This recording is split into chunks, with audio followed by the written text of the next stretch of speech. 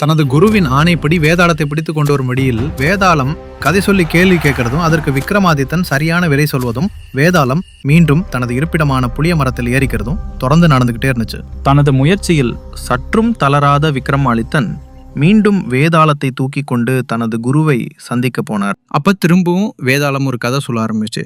ஒரு நாட்டில் ஒரு ராஜா இருந்தாரு. அவரை பார்க்க ஒரு வயசானவர் வந்தாரு.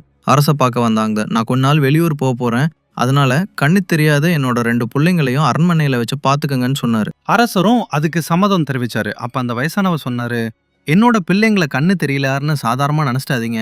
அவங்க 2 பேரும் ரொம்ப திறமசாலிங்க. என்னோட மூத்த மகன் குதிரைகளை பத்தி நல்லா தெரிஞ்சவன்.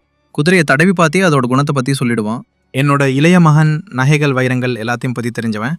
அந்த நகைகள் நல்ல செய்யுமா கெட்ட செய்யுமான்னு தடவி பார்த்தே சொல்லுவான்னு சொன்னாரு. இதை கேட்ட அரசர் அந்த வயசானவருக்கும் அவரோட மகன்களுக்கும் விருந்து வச்சுட்டு அந்த வயசானவரை வெளியூருக்கு அனுப்பி வச்சார். ஒரு நாள் அரண்மனை தோட்டத்துல இருந்த அரசர்கிட்ட ஒரு குதிரை வியாபாரி ஒரு குதிரைய விற்கிறதுக்கு வந்தாரு. அப்பதான் கண்ணு தெரியாத மூத்த மகனை கூட்டு அந்த குதிரையை பத்தி கேட்டாரு. அந்த குதிரையை தடவி பார்த்த அவன், இந்த குதிரை யாருக்கும் உதவாது, இது முரட்டு சுபாவமா இருக்குதால இது சவாரிக்கு ஒத்து வராதுன்னு சொன்னான். உடனே தன்னோட தளபதியா கூப்பிட்டு அந்த குதிரையை ஓட்டி பார்க்க சொன்னார். குதிரை மேல தளபதி ஏறி உட்கார்ந்ததும் குதிரை அவரை தள்ளி விட்டுட்டு ஓடிடுச்சு. இதை பார்த்த அரசருக்கு ஆச்சரியமா போச்சு. இன்னொரு நாள் ஒரு வைர வியாபாரி அரசரை பார்க்க வந்தாரு. அவர் கையில ஒரு பெரிய வைரத்தை வச்சிருந்தாரு. இந்த வைரத்தை உங்க கிரீடத்துல வச்சுக்கிட்டீங்கன்னா ரொம்ப நன்மை கிடைக்கும்னு சொன்னார் அந்த வியாபாரி. அப்பதான் கண்ணு தெரியாத 2வது மகனை பத்தி ஞாபகம் வந்துச்சு. அவனை கூப்பிட்டு அந்த வைரத்தை சோதிக்க சொன்னாரு. வைரத்தை ரொம்ப நேரம் தடவி பார்த்த இளைய மகன், இந்த வைரம் ராசியானது இல்ல, இதுக்கு முன்னாடி அணிஞ்சிருந்தவர் கொஞ்சம் வயசுல இறந்துட்டாருன்னு சொன்னா. உடனே தளபதியை கூப்பிட்டு நல்லா விசாரிக்க சொன்னாரு. 2 நாள் கழிச்சு அரசர்கிட்ட வந்த தளபதி, அரசே, இந்த வைரத்தை இதுக்கு முன்னாடி பக்கத்து நாட்டு அரசதான் அணிஞ்சிருந்தாரு. இதை போட்ட கொஞ்ச காலத்திலேயே அவர் நோய் வாய்ப்பட்டு இறந்துட்டாரு. அதனால இது நீங்க அணிய வேண்டாம்னு சொன்னாரு. இதை கேட்ட அரசருக்கு கண்ணு தெரியாத 2 பேரை தன்னை வச்சிருக்கிறது ரொம்ப பெருமையா இருந்துச்சு.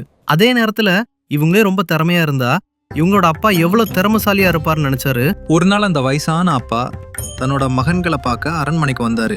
அப்ப அரசர் அவர்கிட்ட, உங்ககிட்ட என்ன திறமை இருக்குன்னு கேட்டாரு. அவர் சொன்னாரு, என்னால ஒருத்தரோட முகத்தை வச்சே அவரை பத்தி சொல்லிடுவேன்னு சொன்னார். உடனே என்ன பத்தி சொல்லுன்னு சொன்னாரு அரசர். அந்த வயசானவர் சொன்னார், என்னதான் நீங்க அரசராக இருந்தாலும் உனக்கு சின்ன சின்ன திருட்டு செய்யற பழக்கம் இருக்குன்னு சொன்னார். அப்படின்னா ராஜாவுக்கு ரொம்ப கோபம் வந்துச்சு. எப்படி என்னோட விஷயம் இவனுக்கு தெரிஞ்சதுன்னு யோசிச்சு இவனை 3 பேரையும் நாட்டை விட்டே விரட்டிட்டாரு. இதுல யார் முட்டாள்? தன்னை பத்தி உண்மையை ஒருத்தர் சொன்னது கோவப்பட்ட அரசரா, இல்ல ஆசர்கிட்ட அறிவில்லாம உண்மையை சொன்ன அந்த வயசானவரான்னு கேட்டுச்சு வேதாளம்.